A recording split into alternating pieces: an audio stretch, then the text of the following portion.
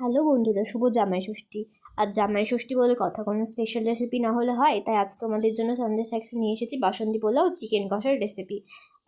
আমরা ভিজিয়ে রাখা চালটা নিয়ে নেবার পর তার মধ্যে কড়াই বসিয়ে 1 চামচ ঘি 1 চামচ হলুদ গুঁড়ো দিয়ে সেটাকে মিক্স করে চালের ওপর দিয়ে দিতে হবে।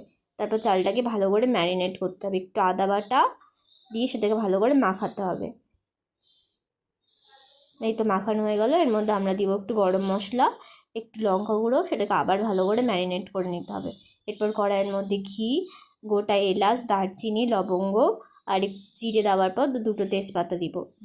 তেজপাতা দেওয়ার পর ম্যারিনেট করা গোবিন্দভোগ চাল এর মধ্যে দিয়ে ভালো করে ভাজবো। ভাজা হয়ে গেলে যতটা চাল নিয়েছি তার ডবল জল দিয়ে 15 মিনিট ঢেকে রাখতে হবে। এরপর আমাদের ঝুরঝুরে বাসন্তী পোলাও রেডি। এর মধ্যে আমরা সামান্য কেওড়া জল, গোলাপ জল আর ড্রাই ফ্রুটস দিয়ে সেটাকে আমরা সার্ভ করছি।